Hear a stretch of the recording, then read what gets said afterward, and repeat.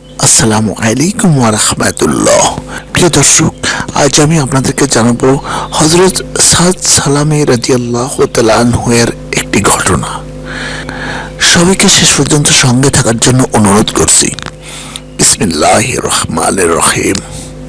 হযরত সাদ সালামী আল্লাহর নবীর একজন সাহাবী ছিলেন। তিনি অত্যন্ত গরীব সাহাবী ছিলেন। গায়ের রং ছিল খুবই কালো এবং মুখের মধ্যে কিছু বসন্তের দাগ ছিল। একদিন সাদ রাদিয়াল্লাহু তাআলা আনহু রাসূলের পাকের দরবারে বসে কাঁদছেন।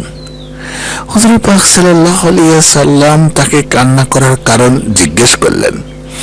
জবাবে সাদ রাদিয়াল্লাহু তাআলা আনহু বলতে শুরু করলেন, ইয়া রাসূলুল্লাহ, আমি আপনার হাতে কালেমা পড়ে মুসলমান হয়েছি প্রায় 8 মাস হলো। এই 8 মাস আমি মদিনার অলিতে গলিতে কত জায়গায় ঘুরলাম বিয়ে করার জন্য, কিন্তু আমি দেখতে অসুন্দর বলে কেউ আমাকে মেয়ে দেয় না। আমি আপনার সকল সুন্নাত পালন করতে পারলেও আপনার একটি সুন্নাত বিয়ে যা আমি পালন করতে পারিনি, তাই আমি ভয়ে কান্না করছি। যদি এই সুন্নাত না মানার জন্য আল্লাহ আমাকে জান্নাত হতে বঞ্চিত করেন। রাসূল পাক সাল্লাল্লাহু আলাইহি সাল্লাম তখন সাদ রাদিয়াল্লাহু তাআলা আনহুকে বললেন, এই মদিনার সবচেয়ে ধনী লোক ওমর ইবনে ওহাবের মেয়ে, মদিনার সবচেয়ে সুন্দরী মেয়ের সাথে আমি রাসূল তোমার বিয়ে দিয়ে দিলাম। এখন তুমি আমর ইবনে ওহাবের বাড়িতে যাও এবং তাকে গিয়ে বলো আমি তার মেয়ের সাথে তোমার বিয়ে দিয়ে দিয়েছি। হযরত সাদ সালামী রাদিয়াল্লাহু তাআলা আনহু আমর ইবনে ওহাবের বাড়িতে গেলেন এবং আমর ইবনে ওহাবকে সব কিছু খুলে বললেন।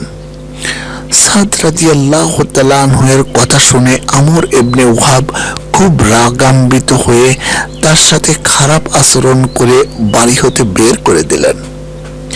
এদিকে আমর ইবনে ওহাবের মেয়ে ঘরের ভিতর থেকে সব শুনতে পেলেন।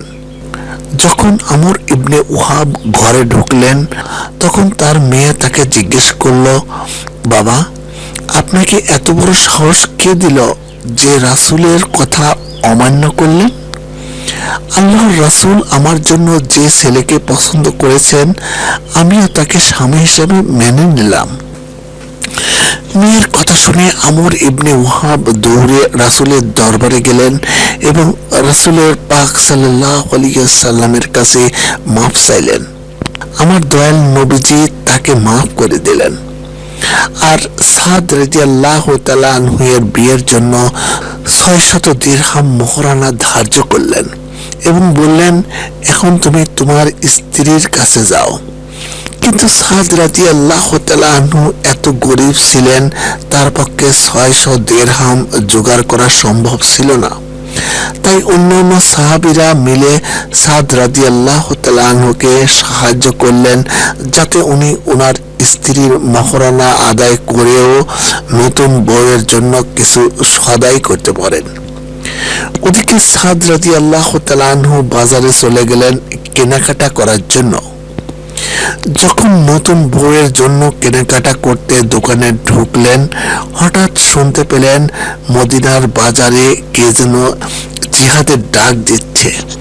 জিহাদের ডাক শুনে সাদ রাদিয়াল্লাহু তাআলা আনহু ভাবলেন, আমি সাদ ফুলের বিছানা বাসর ঘরে নতুন স্ত্রীর কাছে যাব না, আমি রাসূলের মহব্বতে জিহাদে যাব। তাই তিনি বিয়ের টাকা খরচ করে যুদ্ধের সরঞ্জাম ক্রয় করে জিহাদে চলে গেলেন। এদিকে যুদ্ধ শুরু হয়ে গেছে। সাদ রাদিয়াল্লাহু তাআলা আনহু একের পর এক কাফিরকে হত্যা করে জাহান্নামে পাঠাতে লাগলেন।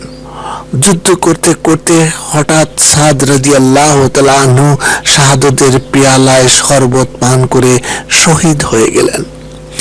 এদিকে যুদ্ধ শেষ হলো। দূর হতে দেখা যায় কার যেন লাশ পড়ে আছে। রাসূল পাক সাল্লাল্লাহু আলাইহি সাল্লাম ও সাহাবীরা কাছে গিয়ে দেখলেন এই যে সাদ রাদিয়াল্লাহু তাআলা আনহুর লাশ। মাথার লোহার টুপি ভেঙে মগজ বের হয়ে গেছে আর জিহ্বা বের হয়ে আছে। সাদের চেহারার দিকে তাকিয়ে রাসূল পাক সাল্লাল্লাহু আলাইহি সাল্লাম কেঁদে দিলেন, আবার পরক্ষণে আকাশের দিকে তাকিয়ে হাসলেন এবং আবার আকাশ হতে মুখ ফিরিয়ে নিলেন। একজন যুবক সাহাবী আবু লুবাবা রাসূলকে এর কারণ জিজ্ঞেস করলেন। রাসূল পাক সাল্লাল্লাহু আলাইহি সাল্লাম বললেন, আমার সাদ ফুলের বিছানায় বাসর ঘরে যায়নি, আমার মহব্বতে শহীদ হয়ে গেল, তাই স্নেহের কারণে আমার চোখ হতে পানি ঝরে পড়ল, আর আকাশের দিকে তাকিয়ে হাসলাম। এর কারণ হলো আল্লাহ আমার সাদকে খুব সুন্দর একটা মাকাম দান করেছেন, আর চোখ ফিরিয়ে নেওয়ার কারণ হলো আমার সাদ শহীদ হয়েছে, তাই আকাশের সব দরজা খুলে গিয়েছে। বেহেশত হতে অসংখ্য হুর দৌড়ে আসছে যে কার আগে কে সাদকে কোলে নেবে।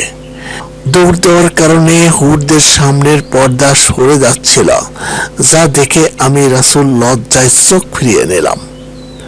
মহান আল্লাহ তাআলা যেন আমাদের সকলেরই ওনার মতো ঈমান নিয়ে পরকালে যাবার তৌফিক দান করেন। সকলেই বলি আমিন। প্রিয় দর্শক, আশা করি হযরত সাদ রাদিয়াল্লাহু তাআলা আনহু-এর এই ঘটনাটি আপনাদের সবার ভালো লেগেছে। যারা চ্যানেলটিতে নতুন এসেছেন তাদেরকে অনুরোধ করছি সাবস্ক্রাইব, শেয়ার এবং লাইক করার জন্য, এবং সেই সঙ্গে ইসলামী বিভিন্ন বিষয় প্রচারে সহযোগিতা করার জন্য। সবাই ভালো থাকবেন। আল্লাহ হাফেজ।